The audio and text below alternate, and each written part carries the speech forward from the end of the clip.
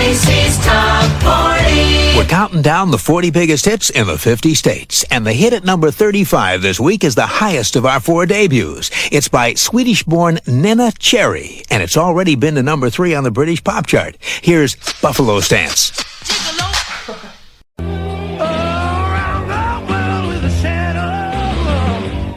I'm Shadoe Stevens, and this next song is the highest debut in the countdown.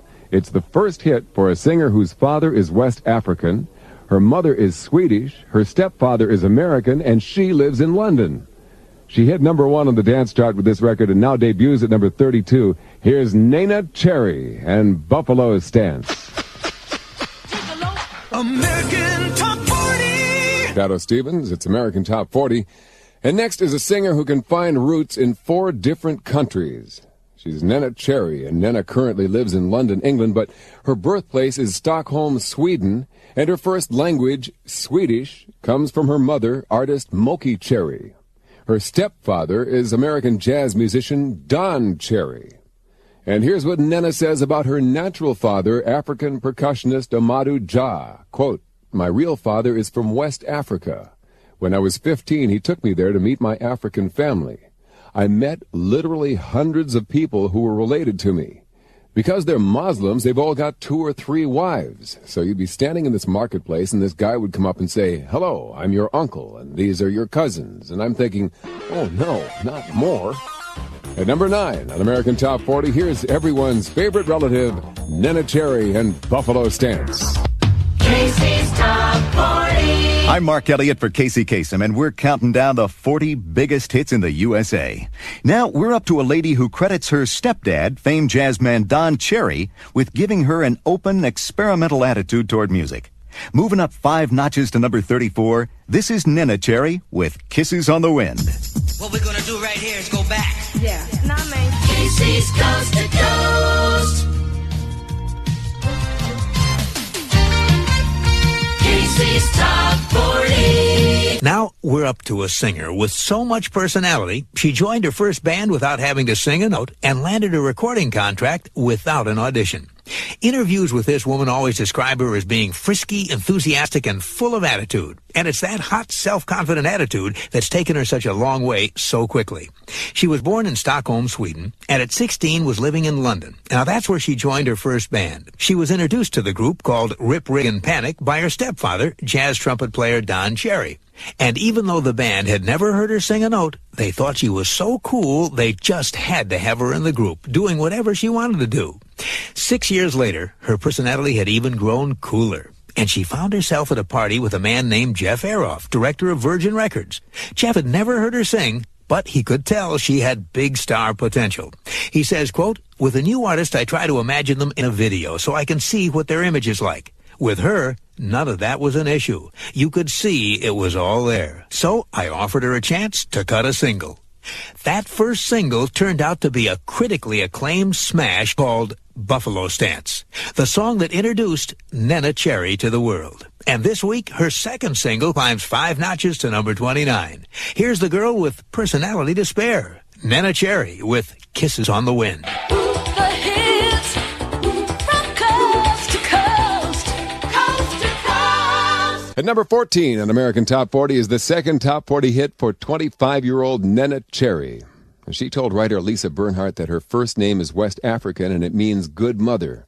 And Neneh is a good mother to 2 kids, her 6-year-old daughter Naima and her new baby girl Tyson. Neneh says having kids keeps me down to earth. The basic, simple things in life make me happy, and if I ever lost touch with them, I wouldn't have anything to write about.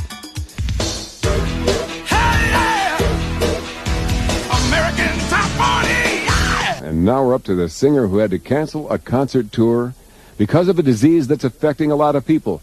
She's 26-year-old Neneh Cherry, and Neneh was all set to go out on the road as the opening act for Fine Young Cannibals when she was forced to cancel. She came down with a sickness caused by the bite of a tiny bug smaller than the head of a pin. It's the insect called a tick, and a particular kind of tick, a deer tick, is the culprit behind what scientists have labeled Lyme disease. That's spelled L-Y-M-E because it was discovered in Lyme, Connecticut in the summer and fall of 1975. And since its discovery, Lyme disease has been reported in 32 states and on 5 different continents. The people who catch it most often are out in the country, in the mountains, or wilderness areas. Singer Neneh Cherry was rehearsing in New York State on a farm in Westchester County when she got the disease. Now, Lyme disease causes a rash and possible swelling. If untreated, it can lead to muscle and even heart problems. And with early detection and early medication, it can be less severe. Neneh Cherry is recovering from Lyme disease right now, and all of American Top 40 hopes she'll be bouncing back soon. Casey's Top 40. From Hollywood, this is Casey Kasem. Now we're up to the latest hit for Neneh Cherry, a singer who says she's always been able to handle herself all over the world, until her father took her to the one place she couldn't handle, his homeland. You see, as a teenager, Neneh used to be a bit cocky about her ability to adapt to any situation because she had grown up all over the world.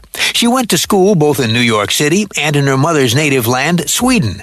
What's more, she traveled all over the world with her stepfather, famous jazz musician Don Cherry, when he went on tour. Then one day, when Neneh was 15, her biological father, a man named Amadou Jah, offered to take her someplace very special. He offered to take her to the place he grew up, the city of Freetown in the West African nation of Sierra Leone. He wanted her to discover her roots and meet her relatives. Neneh jumped at the chance. But when she arrived in Sierra Leone, she was shocked. You see, it's located near the equator, and it's very hot and rainy all year long. Neneh says, quote, "The first night there, I cried the whole night. There was this overwhelming feeling of, you're in Africa. The smell, the heat, it was more real, more African than I thought anything could ever be. But the weirdest thing was that it was also very familiar. I think that's what people mean when they say, going back to your roots," unquote. Neneh says she met family there that she never knew she had, hundreds of people who were related to her. She told us they were my blood. I'd be standing in the marketplace, and this guy would walk up and say, "Hello, I'm your uncle, and these are your cousins." I tried counting them all, but when I reached 300, I just gave up. Neneh says that she went to Africa as a cocky 15-year-old city kid, and she had to change her attitude before she could handle all the conflicting emotions of being in her ancestors' homeland. She says she had to humble herself and learn to be herself, even in an environment she found so frightening, strange, and at the same time, wonderful. This week, at the age of 28, Neneh's heading for a different kind of wonderful place as her latest hit rockets up 11 big notches to number 23 on Casey's Top 40. It's our biggest mover, Neneh Cherry and Buddy X. Casey's Top 40. I'm Casey Kasem. Well, now we're up to the song Buddy X. It's by a woman who once turned her back on fame and success and took 4 years off to do normal things, like getting married, having a child, and planting a vegetable garden. It was back in 1989 that Neneh Cherry leaped upon the scene with a highly acclaimed debut album called Raw Like Sushi. That CD gave her a pair of big hits, Buffalo Stance and Kisses on the Wind. Neneh Cherry seemed to be on her way to stardom. She was hailed by many critics as the next big thing. But instead of capitalizing on that success, Neneh did exactly the opposite. She dropped off the face of the earth. Except for doing a cover version of Cole Porter's I've Got You Under My Skin for an AIDS benefit album called Red Hot and Blue, Neneh Cherry hasn't been heard from or seen in the past 4 years. What's she been up to? Well, Neneh says the pressure of success was having a very negative effect on her. So she decided to give it up, take some time off, and change her life. She married her longtime boyfriend, had a second daughter named Tyson, and took them from England to Sweden for a while, where she and her family led a more peaceful life. They settled in a former schoolhouse in a small Swedish village, the same place where Neneh grew up. That way she could spend all the time she wanted with her 2 daughters. And she says she even planted her first vegetable patch. But Neneh and her husband, who was a producer, never forgot about music. And when Neneh felt she was ready, they went back to London and built a small home studio. That's where they spent a year putting together the album that's now brought her back to the charts, the critically acclaimed CD called Homebrew. This week, the first top 40 hit from that CD rises 3 notches to number 16. On Casey's Top 40, here's Neneh Cherry with Buddy X.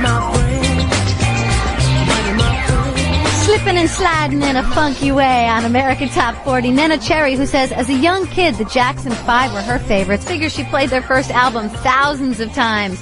Neneh Cherry jumps from 26 to 23 with her song Buddy X.